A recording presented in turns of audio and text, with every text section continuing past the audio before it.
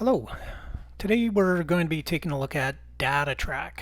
What is Datatrack? Well, Datatrack is a new tool that we've developed that sort of groups together all of your data that you could pull in from different sources, such as Google Analytics, Google Ads, Google Search Console, Google My Business, Facebook Ads, Instagram, Pinterest, etc. You get the idea. So when you first log into Datatrack, you'll be greeted with your dashboard, which looks like this. The dashboard for each individual user of Datatrack is unique. So it can be set up the way that delivers the most relevant information for your business and puts it at your fingertips. Right now we've just sort of got some generic information going on for this particular user. You see there's a welcome message that we've put in there. If you would rather have this space filled up with some different widgets that give you more important information, then that's entirely can be set up that way. So right now we've got a block here showing website performance on Google, for instance. And it shows us some different widgets and metrics that are, showing information over time. The next block that we've got in here is for Google My Business and Google Maps, and it's showing relevant information. And then as we scroll down, we see another section for website bookings, and we've got a section here for the website auditor data, and that just sort of gives you an indication as to the overall health of your actual website. We'll get through all of that in a minute. Now, if you want you want to add new sections or different widgets or move things around, however you would like it set up so that it's geared specifically to what information you want to see for your business, that's the power of this. We can set up the dashboard to show you the critical information that you need to see, so you're not spending hours and hours of time going through pages and pages of data just to find out what you need to know. It will put it all at your fingertips. Okay, so that's the dashboard. Now let's take a look at some of the other tools that we've got in here. So you see that it's broken up into categories. We'll take a look at the SEO category first. The very first thing we'll look at is the site auditor. That one's easy to cover, and it can show us the results of the tests that were run for the particular website in question, and it will flag any errors or problems with the website. Now, what you do with this information is you would log into, let's say you were running a WordPress website. You would log into your WordPress website, and you could address each of these items one by one. If you're not equipped to do that, heck, I'm equipped to do it. Get me to do it. No pride. So anyway,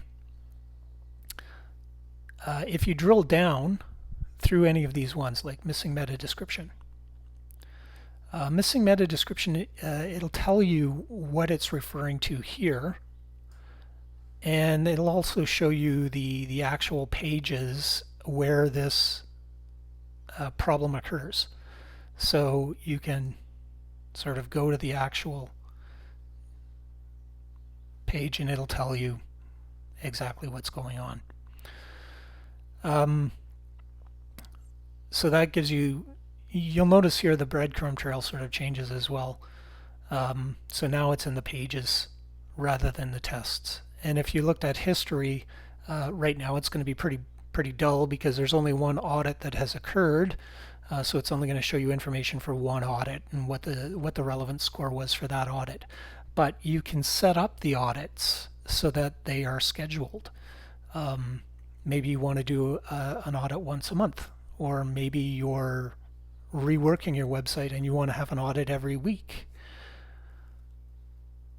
So you can do that. And if you are the type of person that likes to work with Excel or would prefer PDF document, then you can absolutely download that information.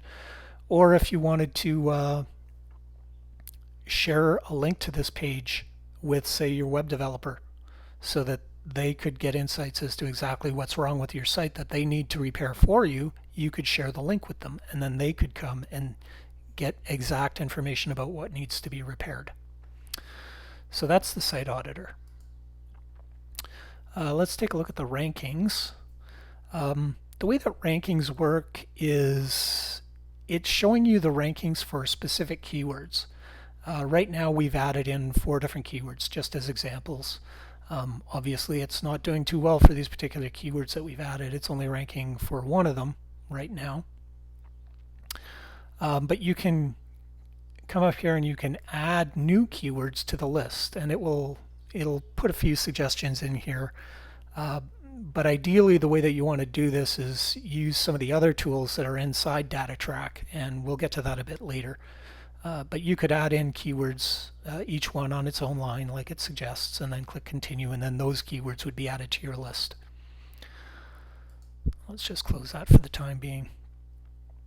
So if we take a look at this one that we're actually ranking for, if we drill down and click through, we'll see it'll show us over time. Now it's only going back to May 26th, even though it's suggesting that it's the last 30 days, because this is pretty much a brand new account that's been set up, so it doesn't have data older than that, and that's why it's only showing back to that. And it'll show us, it'll give you a list, and it'll show you by date where did you rank. We haven't connected Bing and we haven't connected Google Local. They could be added, and then you would have information for those as well. Now you can also look at the search engine results page for this particular keyword, and it will show you who's ranking first, and down through the list. So if you want to see if you've got a keyword and you can see what your competitors are doing, you can click through that competitor's website and it'll show you. That's kind of a weird one to pop up, but anyway, it'll show you exactly what's going on with your. You can view your competitor's website and then maybe gain some insights as to why they're ranking better than you are. So that's ranking. Competition, another thing that's really important. Right now we've added in a number of different competitors that we feel are sort of in line with the same sort of services that we offer, and this gives us an indication as to how well they're doing with regards to reputation in these first 2 columns. So the trust flow and the citation flow are generally an indication of website reputation. How many indexed pages does the particular website have within the search engines? And linking domains, which are unique root domains, and then the number of backlinks that are related to these linking domains. So obviously some of these domains are linking back to your site on more than one page. And it also shows keywords in the top 10. So none of our competitors are ranking for any of the keywords that we set up earlier inside rankings. So none of them are ranking in the top 10 for those particular keywords.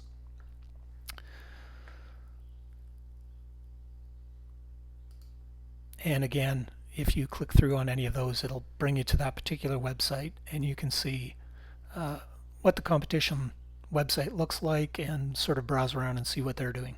It's always a good idea to keep an eye on the competitor websites, because if they're doing something that's new and different, you may want to consider how that is affecting their results and take action accordingly. So Google Search Console is the last thing in the SEO category.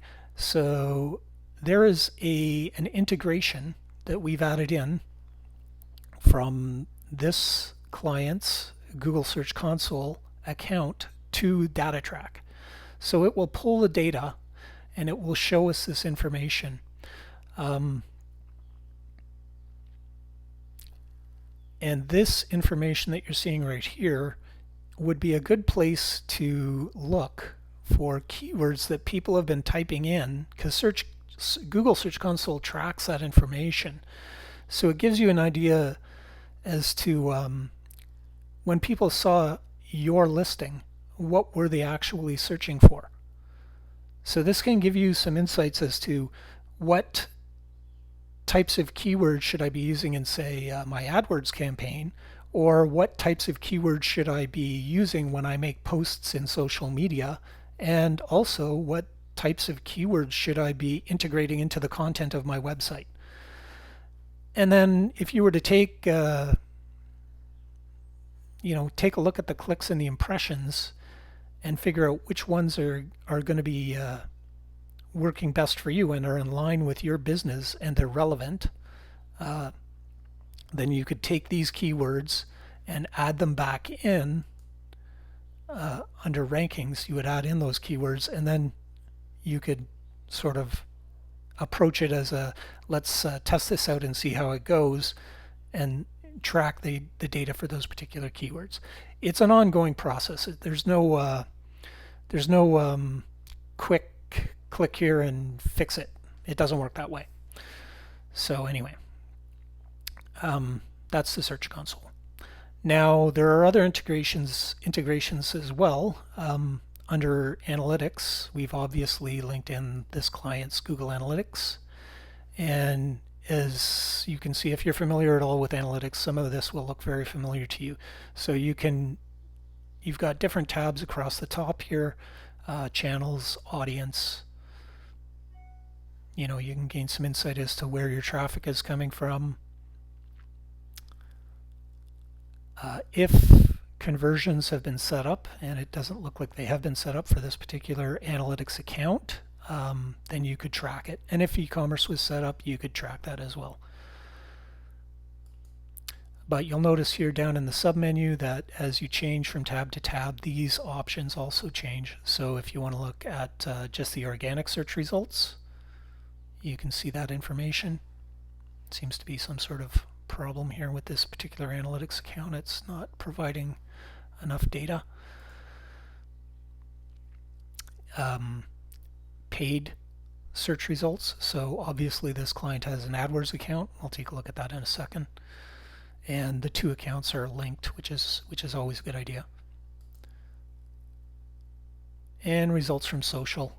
You need to be careful with setting up social within your Google Analytics account. That's an entirely different topic, but in general, you'd like to keep track of exactly which posts and which areas of Facebook your traffic is coming from.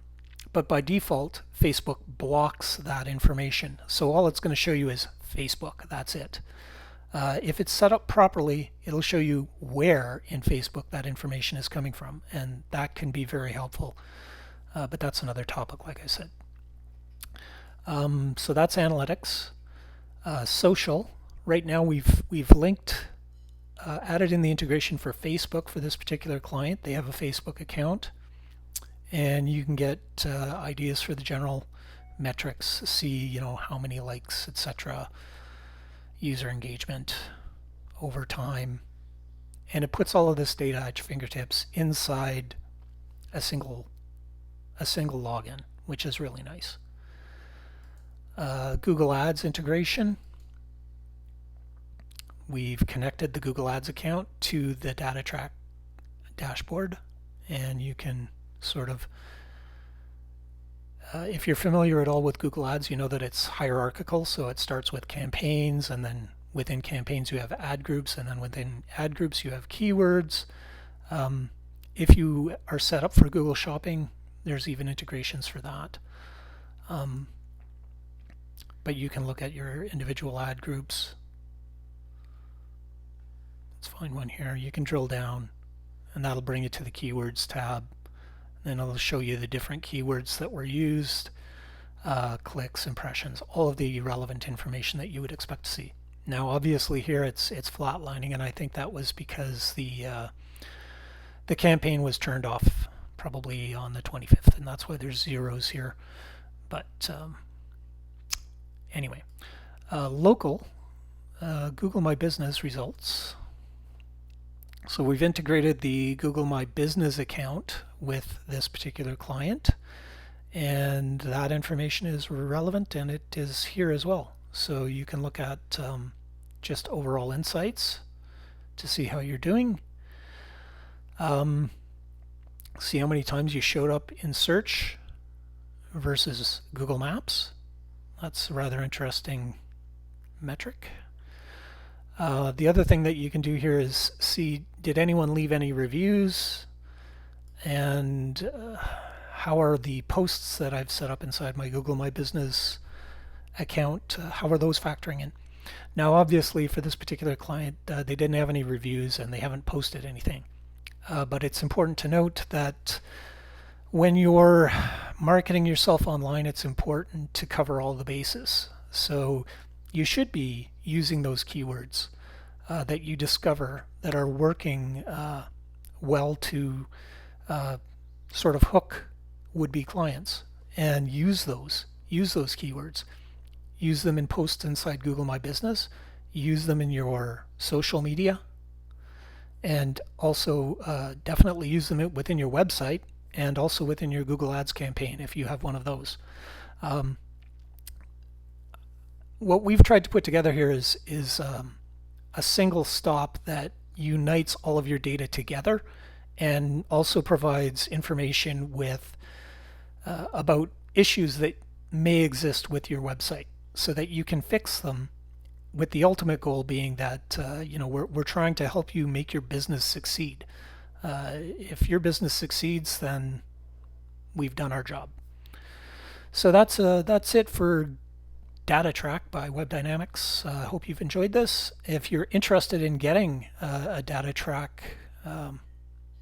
console set up for yourself, definitely get in touch and I would be happy to help you out with that. Thanks for watching.